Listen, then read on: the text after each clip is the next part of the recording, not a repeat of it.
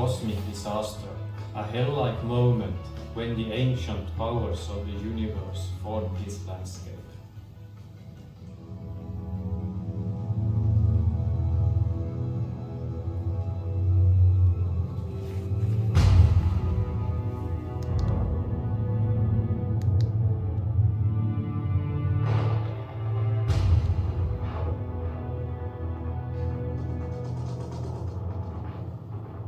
The inland ice disappeared from Söderfjärden about 10,000 years ago, and the area was covered by a deep sea.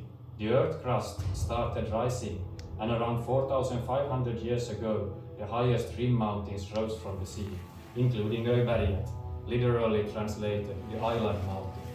Soon, the first people arrived here to hunt seal and catch fish. More land rose from the sea, and the area soon had permanent inhabitants. Söderfjärden became a round seabed where people were fishing. The seaside meadows became grazing areas.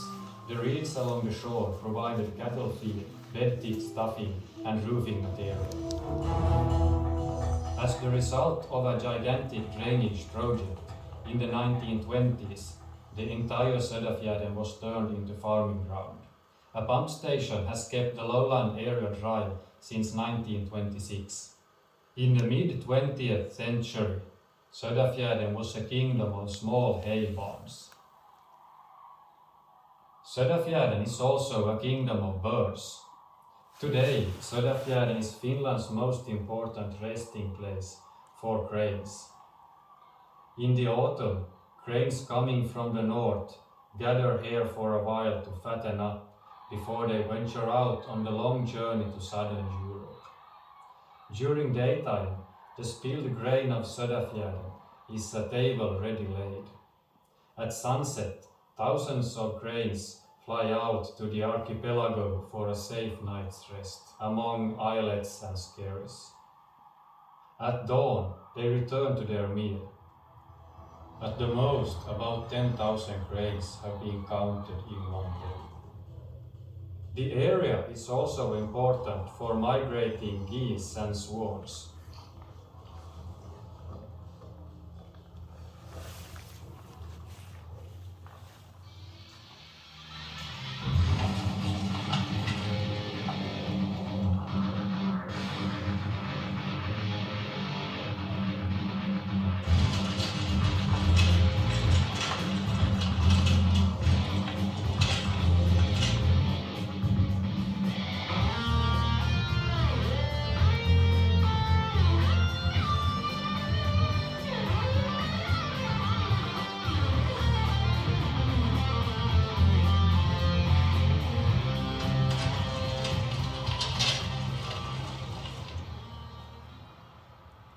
Now we are continuing our excursion along the nature trail of Öberget.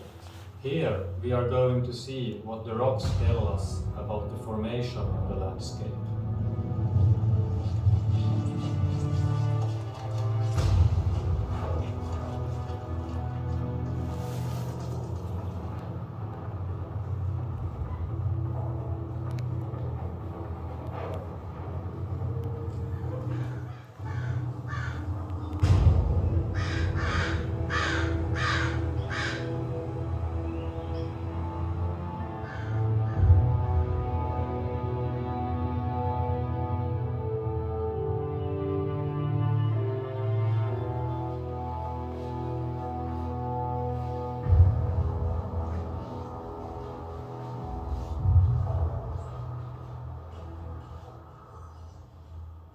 This flat rock was formed over 1,800 million years ago. The loose soil types in this area were formed after the Ice Age, about 10,000 years ago. We don't know that much about what happened in the time between, except for this boulder, which was formed at least 520 million years ago, when a disaster took place here. This rock type gives us the key to the formation of Söderfjärden. This kind of rock with crushed stone fragments was formed at least 520 million years ago, when a celestial body, an asteroid crashed into the Earth. We are now standing on the rim mountains of the meteorite crater that surrounds the even circular field of Sulvantie. The asteroid or meteorite measured a diameter of almost 300 meters.